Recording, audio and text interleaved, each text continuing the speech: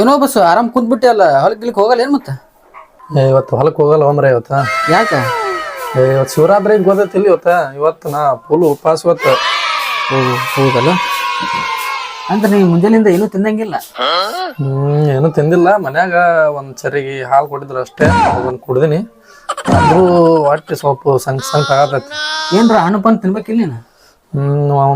ಒಂದ್ ಕಿಲೋ ಖರ್ಜೂರ ಹಣ್ಣು ತಿಂದಿನಿ ಆಗಾಳೆ. ಮತ್ತ 2 ಕಿಲೋ ದ್ರಾಕ್ಷಿ ಹಣ್ಣು ತೊಗೊಂಬಂದಿದ್ರು, ಅದ್ರು 1 ಕಿಲೋ ತಿಂದಿನಿ. ಅದ್ರಾಗ ಅಷ್ಟು ಕುಂತಿನಪ್ಪ, ಅದು ಸ್ವಲ್ಪ ಹೊಟ್ಟೆ ಕಡೆ ಆಗತೈತಿ. ಮತ್ತೇನ್ರ ಬಾಳೆಹಣ್ಣು ಗಿಳೆಹಣ್ಣು ದ್ರಾಕ್ಷಿ ಅಂತ ತಿನ್ಬೇಕಿಲ್ಲ? ನಮ್ಮ ಅಪ್ಪ 2 ಡಜನ್ ಬಾಳೆಹಣ್ಣು ತೊಗೊಂಬ ಅಂದ್ರ 1 ಡಜನ್ ಬಾಳೆಹಣ್ಣು ತಂದನ.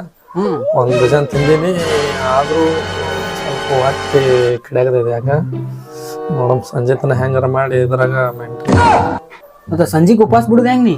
ಸಂಜೆಕ ಏನಿಲ್ಲ, ಮನ್ಯಾಗ ಹೇಳಿನಿ, 10 ಚಪಾತಿ ಮಾಡ್ದಾರ, 1 ಗಂಗಾಳ ಅನ್ನ ಉಂಟೇಸಿ ಉಪವಾಸ ಬಿಟ್ಬಿಡುದು ನೋಡಪ್ಪ ಅಷ್ಟ.